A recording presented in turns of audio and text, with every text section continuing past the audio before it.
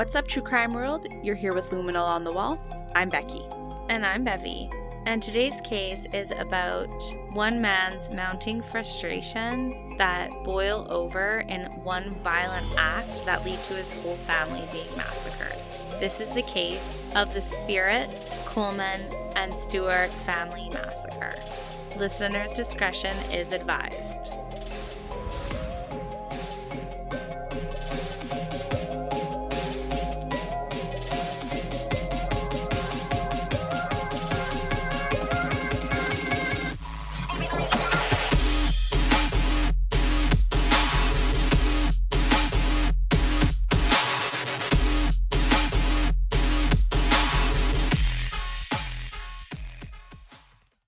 Well, hello to all our LOTW friends and family. Hey guys. Hey, Bev. Hey Becky. How's it going on that side of the table? I'm liking it. Yeah, feeling the good vibes? I totally am. I'm feeling ready to let everyone know about our case today. That's right. It's a good one. It's gone viral. On TikTok, yeah. Like the 911 call for sure went viral. Oh, for sure. Because it's savage. It is. You don't expect someone to be so just forward about a crime that they have committed. Yeah. And he is. I will say that after learning about the case, I definitely found it different than what I had anticipated. Really? Yeah. I thought the details of the case were a little bit, I don't know, I just didn't expect the circumstances to be what they were. Yeah, that's And fair. then they were, and I was like, holy shit, this explains a lot, as they usually do. Yes. But I think we should just get right into it and let everyone know about the case of Don Stewart and how he killed his whole fucking family. Yeah, we should get into it. We can only talk around it so much. It's true, right? Without giving the deets away. All right, well then let's get at it. So Don Stewart, the murderer in this case, was born on December 11th, 1962 in Florida. Now, I wish I could give you a bit more backstory on good old Don here, but I did a ton of research and there's not too much to be known about his childhood, anything like that, so that's all you get. He lived in Florida. He was born in Florida. Yep. And so the case really begins when he meets his wife. And moves to Belle, Florida. Yeah, so he moved there in 1998, and at the time that he arrived, there was only a population of 500, so it was a really small town. Yeah, it sure was. It was an agricultural town, and there weren't many jobs available for its residents. And therefore, the poverty level in Belle, Florida was higher than what the national average was. But despite that, Donald moved there, and he met and married his wife, Kristen Jeffers. That's right, and they also had 3 wonderful children. Sarah, who was born in 1986.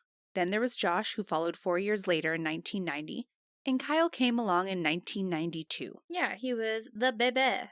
It is very questionable why I always say baby like that. The bebe. Oh, the bebe, but actually, every time, Becky, without fail. Bebe. Bebe. Bebe. That's where it came it's from. Okay, actually, quick little side note before we get deeper into the case. Yes. I was on the phone with Rona about my new fridge being delivered, and the guy literally said, "Bye, baby." No, he didn't. Yes, he did. He's so nice. And I was like, "You too." Oh my god. I hung up and I laughed so hard because I was like, he probably was like, holy cannoli. That was like, embarrassing. I hope these calls aren't recorded. Yeah. Bye, baby. Like, obviously he has a partner. It was hilarious. Anyways, back to the case. Growing up in the Stewart household was pretty challenging. Yeah, Don had suffered with his mental health and was diagnosed with bipolar disorder earlier on. And he was also in and out of prison when his children were young.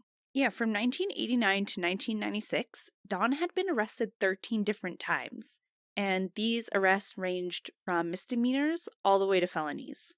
Yeah, it was noted that he was arrested for drug possession, battery, aggravated larceny, and depriving a child's food and shelter, and then also a hit and run that caused injury.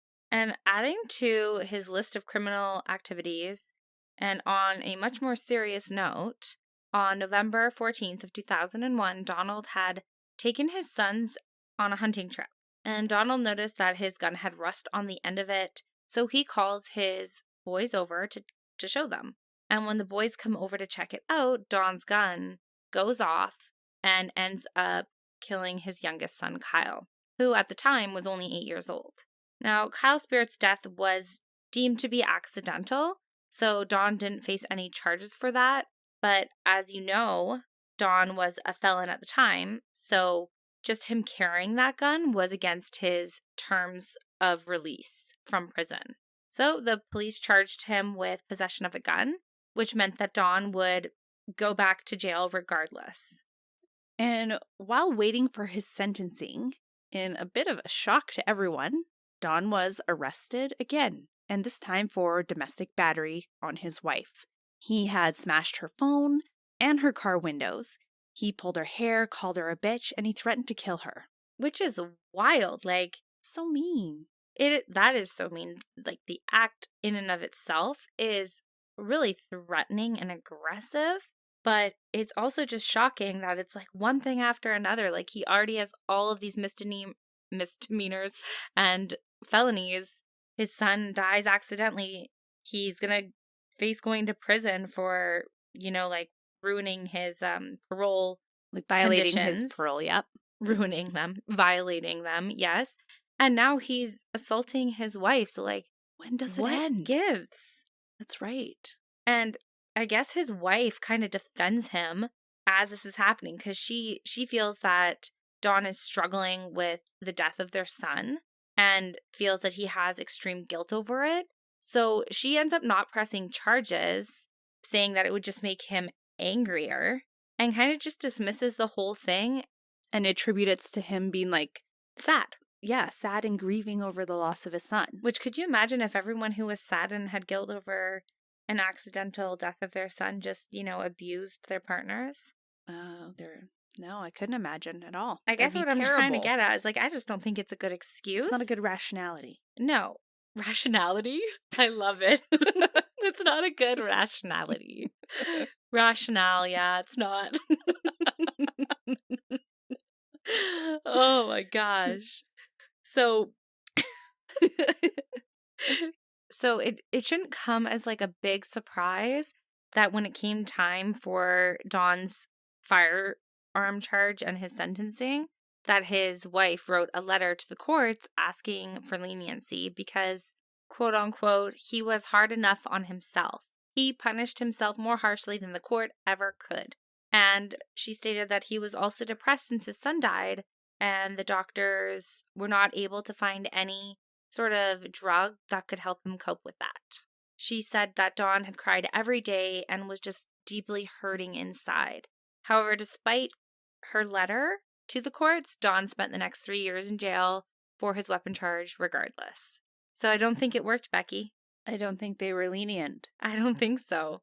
I'm not sure what the standard is, but it doesn't seem like it, does it? 3 years doesn't sound lenient to me. No, not me either. Now, while Don was in prison, things kind of started to change for Christine. She apparently had an epiphany, and she ended up filing for a divorce from him. They would go on to fight over custody of their son, Josh, who, if you remember, was the second youngest of the 3 children that they had had together. Don had believed that he would be the most suitable parent for Josh once he was released from prison. And he wrote many letters to the courts explaining why he was the more qualified parent and why he wanted to raise his son. In the Spirits' divorce, they also fought over their jet ski and camper. Yeah, so they're fighting over children, fighting over assets. Kind of gets messy. And this is all happening while Don is in prison. Which, do you find it funny at all? Because it's like, I would be the better parent as I'm sitting in a jail cell after violating my parole conditions and from my previous stints in prison. Yeah, I find it kind of I'm the better funny. parent. Yeah, it's a little bit odd, right? Yeah. So after the divorce was finalized and before Don got out of prison, the Spirit's oldest child, Sarah, who was only 17, was given the task of taking care of Josh. Which is where the story kind of gets a little bit confusing because it's like, well, where the hell is the mother, right? Christine, like, she just went through all of this, fighting over assets, fighting over children, as we said, and now, like, where did she go? Where did she go? And that is a good question that I personally would like to know the answer to, but, Bevy, I could not find out what happened to her. Did she just fuck right off on her own? Did Dawn get custody of him and that's why she left? Did she get the camper and she was like, good enough for me? Going camping, peace out. I don't know. I'm unsure. But obviously, she did not get custody of Josh or did not want it. And it would make sense if she didn't get custody of Josh, that maybe she was off doing her own thing. And then in the meantime of waiting for Dawn to get out of prison, Sarah had to take over that responsibility. Yeah, in lieu of, right? Exactly. Like, that would make sense, but we are currently a little bit unsure. Those are just pure speculations and hypotheses. Yeah. That must have been tough for Sarah because by the time Dawn got out of jail in February of 2006, Sarah already had 3 children of her own. That's right. They were named Caleb, Kylie, and Jonathan, plus Josh, which would be 4 children in total that she was responsible for. Well, exactly. And that's a lot for a young mother. Yeah. And what is really sad is that Sarah, despite doing her best with the children, she and her then partner and father of her children, Edward Kuhlmann, were also addicted to drugs and were doing what they had to do to get drugs, which, as we know, is probably, not the most straight and narrow thing. And, because it wasn't so straight and narrow, Edward eventually got arrested and went to jail. Right. And he was in and out of prison over the next 7 years. So ultimately, Sarah was left alone to raise 4 children. And because of this, the children were often neglected. So following back up with what Dawn was doing at this time, he had just gotten out of prison and had gained custody of his son, Josh. Unfortunately, throughout his integration back into society, he had a hard time finding employment in Belle, Florida. This was for a couple reasons. 1, he's an ex-convict. And 2, there aren't a lot of job opportunities in Belle because, as we know, it was a very small town. And this was really frustrating for Dawn because having a job was actually a stipulation of his parole release. Yeah, so not being able to find a job obviously added another layer of complexion to his parole or his release from prison, right? And there were other things that contributed to him having a hard time once getting released from prison. Not only were there limited opportunities available for work, but Dawn was really struggling with his mental health. As we know from his past, he had been diagnosed with bipolar disorder, and he was finding it difficult to keep jobs once he was hired for them. And then on top of all of this crap with his job situation, Dawn also struggled with addiction, just like his daughter. So because of all of these factors, Dawn and his son Josh, who we know now he had custody of, struggled financially. And what added more strain to Dawn's finances at the time is that Sarah would often leave her children with Dawn to take care of them. Sarah's youngest son, Jonathan, had even been living with Dawn full time. So at this point, Dawn's a bit of a pressure cooker waiting to explode. And in December of 2026, so what, like almost a full year after his release from prison? Yeah, like 10 months. He ended up, exploding. And he was arrested again. Yeah. For battery. Classic. Yeah. It's classic and sad all at the same time. Yes. He had beaten up 16-year-old Josh, who is his, at this point, youngest living son. And the reason was absolutely asinine, right, Beck? Oh, yeah. Like, he notices that Josh's friend was wearing his jacket, and that seemed to enrage Dawn, and he just starts punching Josh in the face. And this guy has, like, a lucky penny up his butt, because those charges were dropped later. They were. Becky, making up all these little sayings. Is that not a thing? A penny up one's butt means they're lucky? No, Bev. You're right. I stand corrected. It is a horseshoe up his butt. That means someone's lucky. Yes. That's odd. I've never heard of that either. But either way, The guy was damn lucky. the guy was damn lucky because the last thing that he needs right now is another charge added to his rap sheet. Exactly. Because it's a long one. Mm-hmm. At this point, Don's a bit of a pressure cooker waiting to explode. He has a lot of responsibility on his shoulders and just a lot of issues that he's facing. And unfortunately, in December of 2006, this is exactly what happens to him. He had only been released from prison at that point for about, almost a year when he's arrested again for battery. So even though Don's charges of battery are dropped, by this point in 2006, the Department of Child and Family Services, DCFS, which I'll be referring to it as that going forward, had been called in regards to the children's welfare on 18 separate occasions. Yeah, I mean, several people had called in and reported instances of abuse and neglect. Yeah, absolutely. And in one instance, even, one of the children were reported to have had bite marks and bruises, while another child was found wandering around the streets with a steak knife. And kind of shockingly, the caseworker reported that there was no abuse or neglect happening. And on all 18 occasions. Yeah, pretty much. And all those cases were closed. Which we've had and talked about DCFS and just the process in which they go through. And I would say it's extensive. You're supposed to check the child's body, for any harm to come to them. And if you have a child that was reported having bite marks and bruises, you should be able to do the full report and notice that, hey, maybe there is some abuse and neglect going on here. Mm-hmm.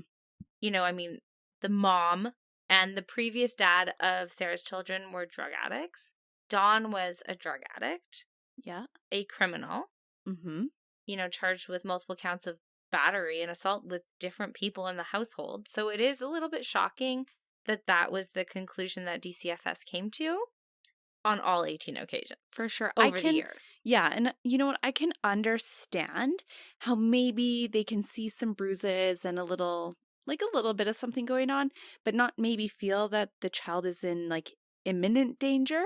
I can kind of understand that, but to completely dismiss what had been called in is kind of outrageous. Especially neglect, a kid's walking the streets with a steak knife. That's not normal. No, it's well, where was the supervision of the child, right? I know children can leave, but if you pair that instance, the bruises and everything and the bite mark paired with the history of the family and everything that's going on, it really starts to paint a bigger picture. Yeah, that there is something that's going on in relation to abuse and neglect. So I don't know. I don't know what information that DCFS had, but I don't know. It just seems a little bit like they missed something. Yeah. Yeah. So around this time, Sarah and her now 4 children.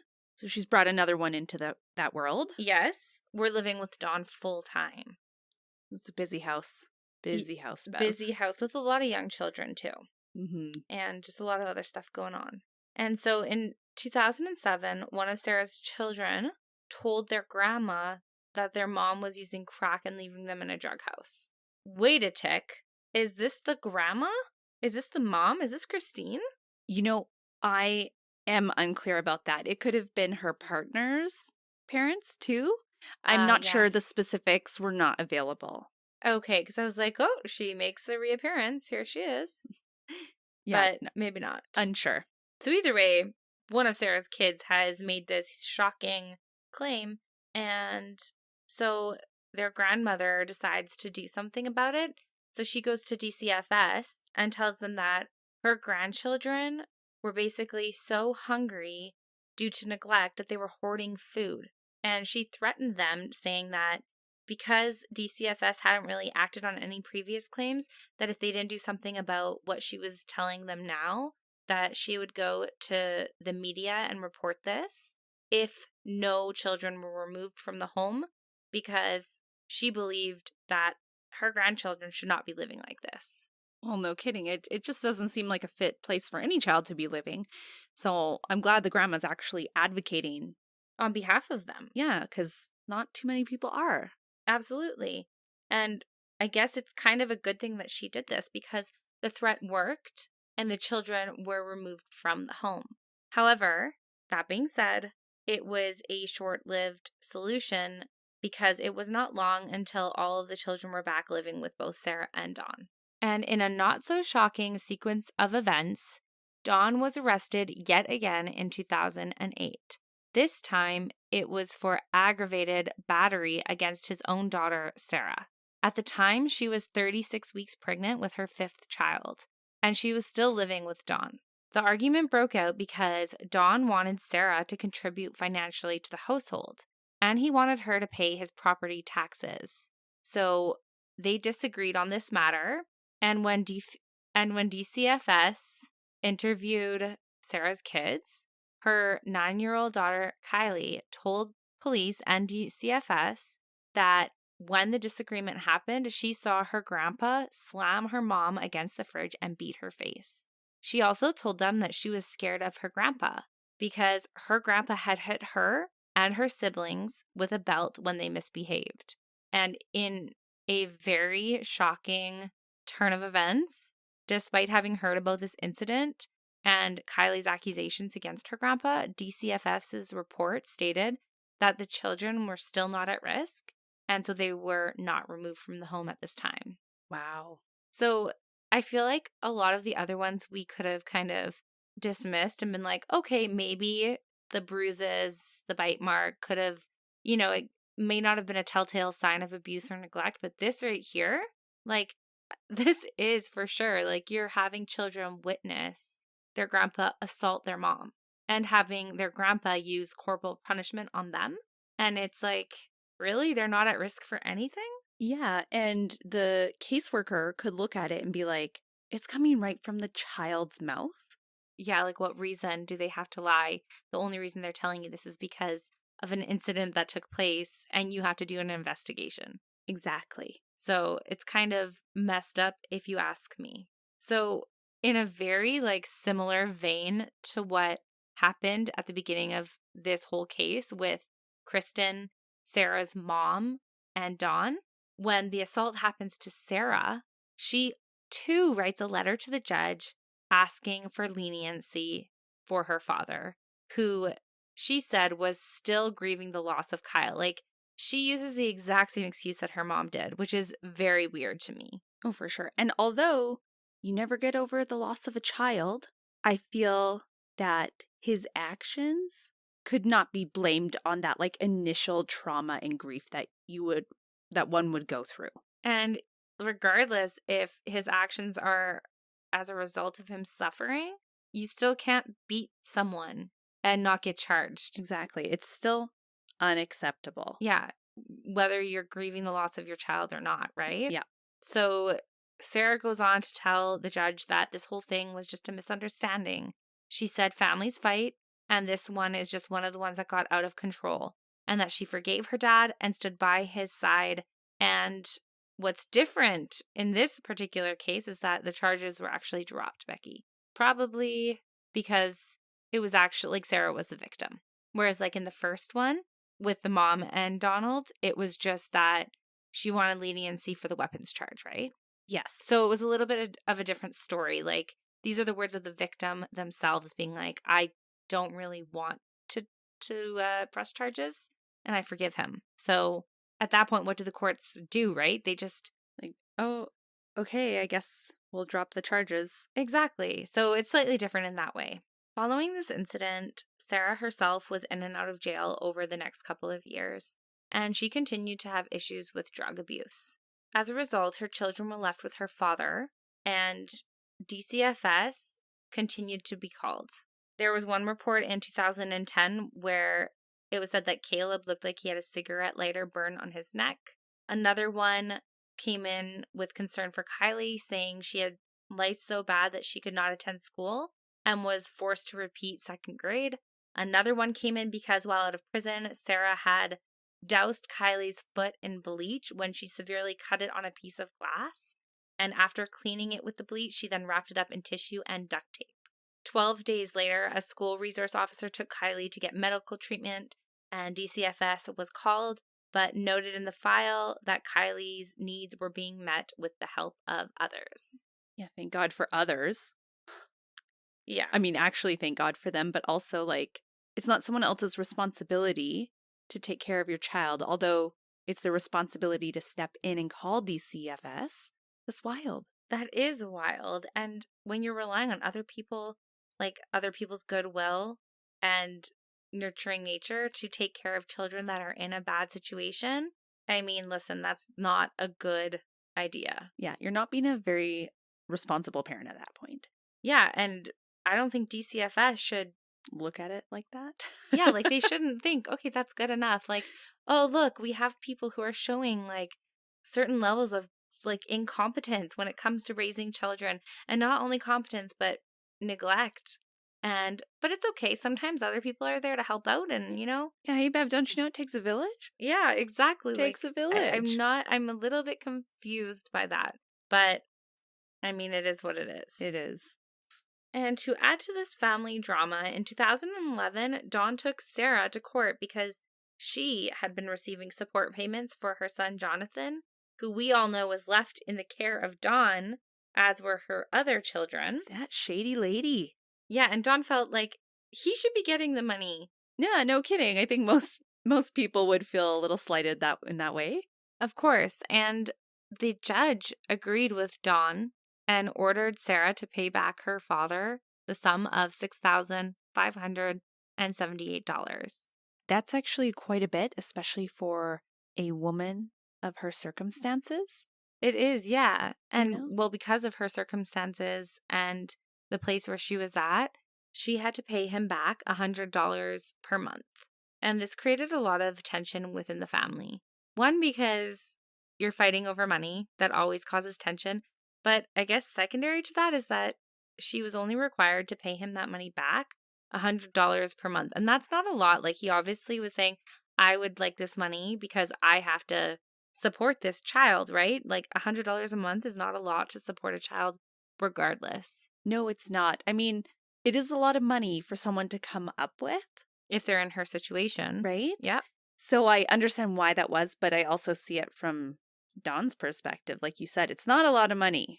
Yeah, and it's like, I'm already owed this. Like, I'm already out this money from what I've been doing. Yeah. So this is just repayment of that, but I still am taking care of your son. Exactly. So there was this building tension, and it actually forced Sarah to move out. She ended up moving into a shack with all of her children and her boyfriend, who was named Jamie Stewart at the time. And the shack that they moved into was on Jamie's family's property. So after having lived in this shack with Jamie and her 5 children, in 2013, Sarah was arrested for grand theft. She had stolen $500 from one of her friends, and she ended up going to jail as a result. When she finally did get out of jail, she ended up having to serve probation. And one of the conditions of her probation was that she was not to do drugs. But on August 26th of 2014, Sarah did in fact fail a court-mandated drug test. As a result, she was temporarily arrested and then eventually released. When the Stewart family found out that she had failed her drug test and that she was arrested, they ended up kicking her and her now 6 children. Keep in mind, she has now just had a newborn with Jamie, and the Stewarts kick her and all of those children out of their shack. And unfortunately, Sarah was forced to move back in with her dad and all of her kids at the age of 28. I couldn't imagine how Don felt. You know, he got his freedom. He had some maybe peace and quiet. And then bam. 7 people back in his home. 6 of them being children. 1 being like a brand new newborn. I think her newborn was 10 weeks old. 8 or 10, yeah. Still somewhere like around very there, like young, a very new baby. Fragile, crying, pooping, eating. Awake all night. A lot. Type of deal. Yeah. A lot to deal with. And so Don's not young anymore. No, of course No. not. So I'm sure it's a pretty big shock to his life and probably disrupts, like you said, his peace. Yes. Now, shortly after she has moved in with her dad, someone calls the state child abuse hotline on Sarah. They were worried that adults were smoking spice in front of the children and just an overall general neglect of the children. And to anyone who doesn't know what spice is, it is a synthetic version of marijuana. So it's been made in like the pharmacy, the scientist department. But what happened is instead of it being controlled, it went black market. And then all these different herbs and spices created this spice mixture that people were smoking. And it had a lot more effects on humans than just marijuana does. Right. So it's a bit more dangerous. Of course. So as a result of this call, DCFS opens an investigation on Sarah that day. Sarah, of course, tells the caseworker that no drugs were being consumed in front of her children and that these accusations were all part of a family feud that was going on and that the Stewarts wanted to cause problems for Sarah. So the caseworker ends up just taking Sarah's word for it, and they close the case on September 4th. Just 3 days after the claim was made. Right. And you know what, Bev, I can kind of understand how they might think. Yeah, it might be like vengeful family or something. I mean, she was just kicked out. Yeah, know? right? So I can understand how they might think that. Yeah, it definitely makes sense. However, it's kind of a sad situation because the case was closed on September 4th of 2014. And just 2 weeks later, on September 18th of 2014, Dawn Spirit dials 911 at 4:35 p.m. And this is the viral 911 call. Yes. And we're going to give you guys a chance to listen to that right now.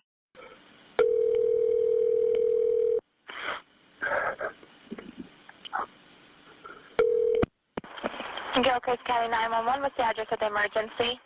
Yes, ma'am. I just shot my daughter and shot all my grandkids, and I'll be sitting on my step, and then when you get here, I'm going to shoot myself. What is the address that you're at, sir? 2550 Northwest, 25 Terrace, Don Spirit. Every one of them are dead. You said your name is Dawn Spirit? Yep. All right, Dawn, what kind of gun do you have? It doesn't matter what kind of gun I got. They're all dead, and then when you get here, I'll shoot myself, and then you figure out what kind of gun it is. How long ago this happened, Dawn? I don't want to hear it, man. I'm done with every thing. Just bring out here, that's all. You got all the kids are dead in the house. Okay, how many people? Okay, how many people? 6 kids, 1 adult. 6 kids and 1 adult? Yeah. One of them is a baby.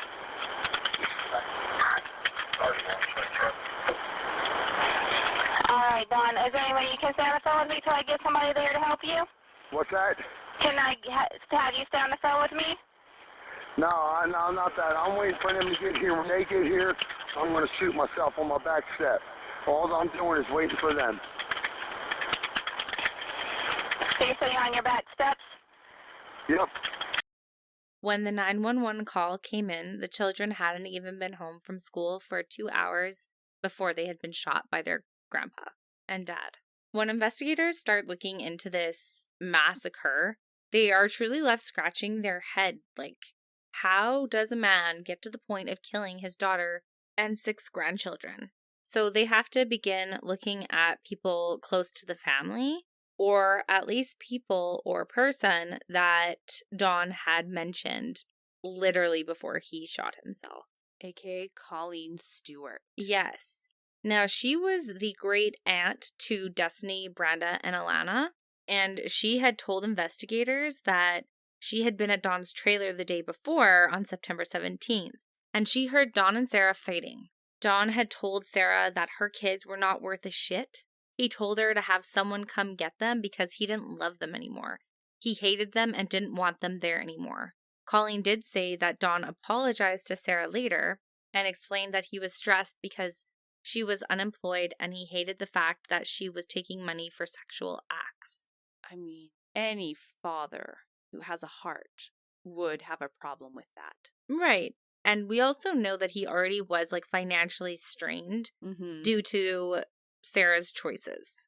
Exactly. So, I mean, that all tracks with what he had told the police before he, shot himself.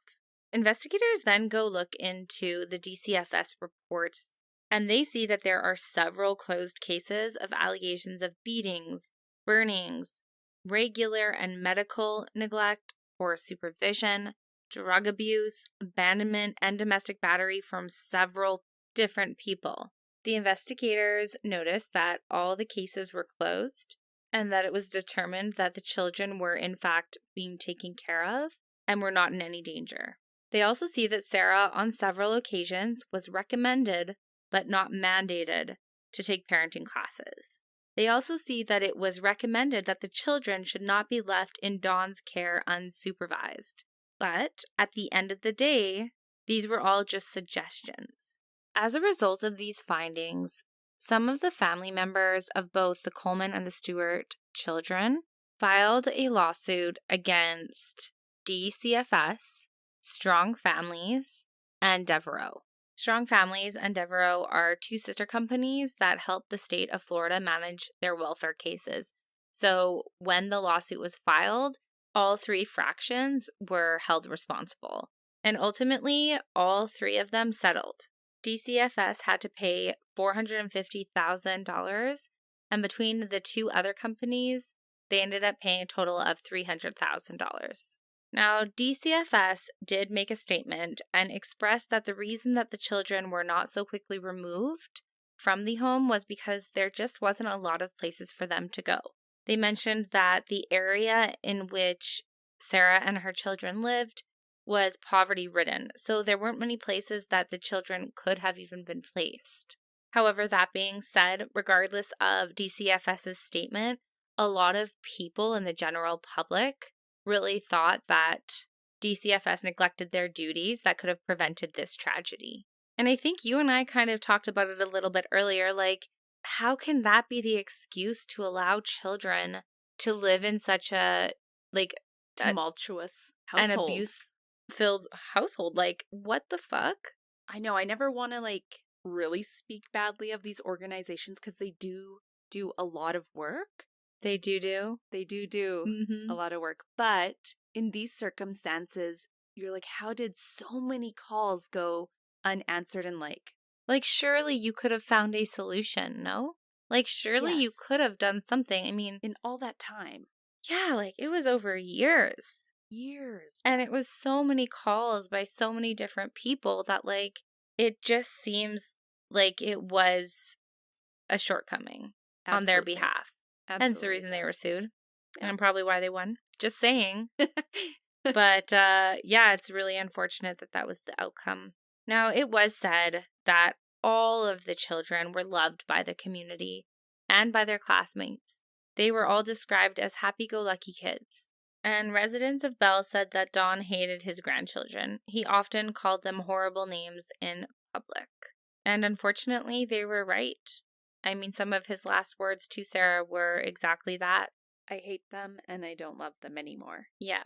And it's very sad. It's so weird to hear that paired with what their classmates and other people felt about them, right? Like, they were so worthy of receiving all that love.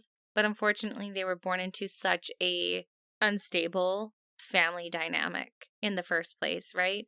Like, as we know, Don had his own shit going on. Sarah had her own shit going on. And all six of those kids, they were just the victims of the situation, right? Absolutely. So a bank in Alachua, Florida was accepting donations for the family's funeral services at the end of it all. They wanted the whole family to be laid to rest properly. That's so nice. I know. I think it's like a nice ending to such a tragic event. Like, people out there understood what happened and wanted to do right by the family. And I think that, I don't know, I think that's nice. It is, Bev. Well, Becky, that's all I have for you today. This was the tragic case of the Spirit, Kuhlmann, and Stewart families. Thanks for listening. Thanks for sharing.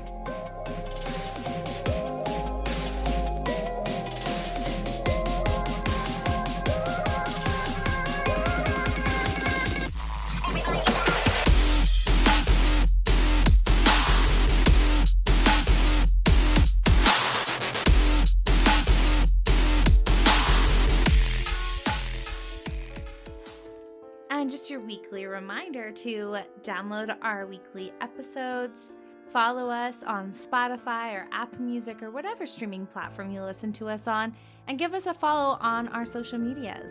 You can find us at Luminol on the Wall. Can't wait till next week.